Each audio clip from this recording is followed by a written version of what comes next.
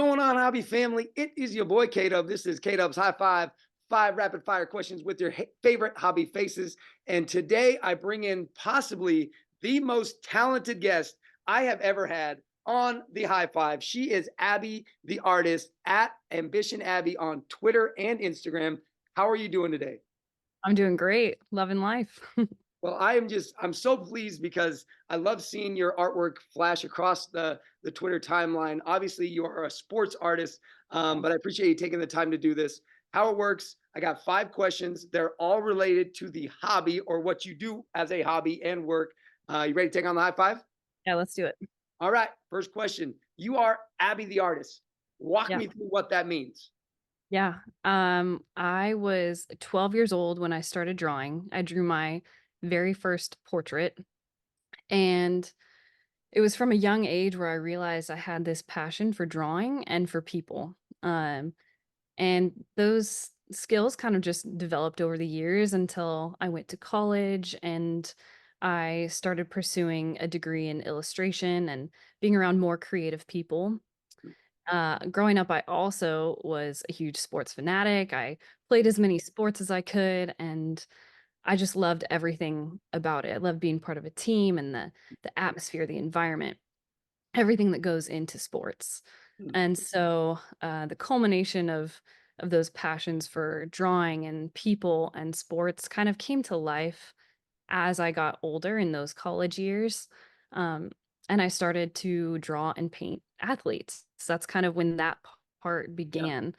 And I had people start to reach out to me when I would, post things on Instagram, and they were like, "Hey, I would love to commission you for something." And that's kind of when I realized, "Oh, Hmm. I could actually like make something out of this and get to do what I love." Like it's a win-win all around. So that's kind of, the starting blocks for me. Absolutely, absolutely. Well, I know you said you started hanging out in creative circles. This is not that creative circle. I'm a teacher, and I tell my kids all the time, I grade on artistic effort, not artistic ability, and then I draw, and they realize why I say that. So the fact that you're able to do it at the level that you are able to do it is impressive in my book. So I love it. I love it. And when did you start kind of the idea of making athletes kind of the priority of your artwork as far as commission work goes? Probably in the last 3, 4 years, like COVID 2020, that year, a lot of people, I'm sure, had a lot of downtime, and that was a time when I was like, "Well, what else am I gonna do? I'll just start drawing and painting these athletes and following along whatever sports I can and trying to highlight those athletes at the time." So, Was there one that started it all? I have always been a huge Damian Lillard fan. I know that's like Like, your he inspired me to yeah, be a player. yeah, Yeah, and then just watching him develop over the years and him being a trailblazer through and through. I still think he's a trailblazer through and for through. sure. Yeah, Um, just quality person that he is, and um, seeing just how he displays himself, that was something where I was like, "You know what? I'm gonna just paint this person," and so many people requested sure. portraits of him, so it was just Cool. constant. Damian Lillard. And you got that, it's your pinned tweet, and you got a picture with Yep, Damian Lillard as well, so yep, that's yep, pretty cool. All right, well, yep. let's second question here. Let's talk about some of those influences in your life who kind of maybe, I mean, obviously we could say Damian Lillard, but maybe your own personal influences that kind of pushed you in this direction or encouraged you in this artwork path of life. I would say that my biggest influence is my mom, Mm, probably just because from that very first drawing that I did when I was 12 years old, she said, "Wow, it looks amazing. You should keep drawing." And like looking back now, like drawings that I did 5 years ago, she would have said, "Wow, that's amazing. Like you're just so incredible." But I look back and I'm like, "Mom, what are you talking about? Like you lying through your teeth. Like that's not good how was work." you? Yeah. So I would say, like, if it hadn't been for her in my earlier years of, verbally affirming me and encouraging me in my work, I probably wouldn't have continued because those were years where I really needed that affirmation. Whereas the last few years, I've kinda learned, like, grit my teeth, and you know what? If people don't like my work, that's fine because 'cause I've learned why I do it now. Mm, absolutely. It's pretty amazing. I mean, even even in these sports card interviews, the baseline of a lot of people's passions and dreams is what their parents, kind of push them to pursue and encourage them to pursue. So I'd be interested to know, does your mom still have the drawing that you did it when you were 12? Probably somewhere. Or She's kept my, everything. my mom definitely doesn't have any of my artwork from when I was 12. So oh, very cool. All right. Well, third question is always, we call it the grail item in the hobby. But for you, as an artist, when you think of like all the athletes who are out there, what would be the grail person for you to be commissioned to draw? What would be like that person that you just, I mean, just get excited, you grab your pens, you grab your paints, and away you go? I don't know that there would be a specific person Mm, because I get excited for every individual piece that I do, especially if I'm being commissioned by someone else who is super excited about the athlete. If yeah. it's their favorite person, then that gets me excited. But I would say for myself, like a dream piece or something, I would love to create work, like a series of work for just like one team. Like Mm, if like the Charlotte Hornets were like, "Hey, we'd love to contract you to create paintings of each of our players and have them up in the stadium." Like yeah. I just think that would be so cool Yeah. Absolutely. to happen, but it's a dream. Never know. Charlotte Hornets, if you are watching this right now, get in touch. All her information will be in the description of this video. More talent than I can even begin to explain. All right, well then let me modify the question. Sure. What athlete, if they came to you and was like, "I want you to draw a picture of me," would just do it for you? What would put you over the edge if an athlete asked you to draw their image? It would probably be Dame. Yeah, oh, really? Yeah. Okay. All I right. mean, like I said, like same reasons as earlier, like respectable person. I've met him before. He's super kind, Yeah. and that would just be super cool. Yeah. No, I agree. I mean, I got a lot of respect for Damian. He's a big Sky guy too, which he came from Weber State. Yeah. So I just got to see him play a little bit in college, and you just knew that dude was next level. I mean, Yeah.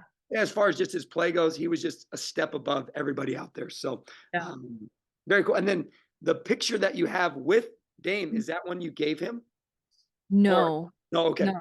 I selfishly, it was my 25th birthday, and okay. I was like, "Hey, will you sign this?" And Oh, it was very actually cool. half Dame, half Anthony, Got it. and he like signed it for me and took a That's picture. so cool. That's so cool. That's so Yeah. cool. All right. Well, I don't have that artistic level when it comes to this. So talk to me about your inspiration. Like when you get commissioned or someone asks you to do a piece or come up with an idea, like where do you start? How do you get going? And then like, how do you allow kind of the artwork to come out? Like just talk me through the creative process of being an artist. I think the very first thing that's part of my process is understanding the emotion or like the atmosphere of the image that I'm using as reference. Mhm. Um, and having been an athlete myself a long time ago, I like to believe that I can kind of put myself in their shoes and kind of understand and embody in a way like what they must have been feeling or thinking, and or if I was watching something happen, like somebody doing a crazy dunk or hitting a home run, like if you're part of that crowd environment, you know that it's electric. And then I kind of start thinking in my head, like, okay, this seems like this kind of color to me and these kind of lines, or um, I don't know. When I start a piece, I start it with Sharpie and I do the drawing, the sketch to kind of just have the foundational blocks down. Okay. And then the really creative part comes in when I start adding color to the background. And that is kind of when it starts to come to life. And then I just keep building off of that until I think it's done. So you start with a Sharpie, which Yeah. I tell my students all the time, like Sharpies are permanent. Use pencil. Yeah. How did you come to that idea that the first line I make is going to be in this portrait or in this picture? Yeah. I just go for it. I Good for you. I used to draw with only pencil, and Yeah. I realized that using pencil all the time was just kind of like a cop out for myself if I wanted to be lazy, or if I wasn't actually like studying an image or trying to understand like the curve of someone's jawline or the muscles on their forearms. Wow. And instead it caused me to really focus on, okay, like what is this line telling me about the relativity of this line over here that's part of the jersey or Yeah. whatever. So it makes me think a lot more specifically about um how the piece is dimensional rather than just drawing with the pencil and Yeah. it's okay, I can erase it later, you know, like Yeah. it puts the pressure on in a good way. Yeah. And every line that you are making, you are putting intentional thought behind them.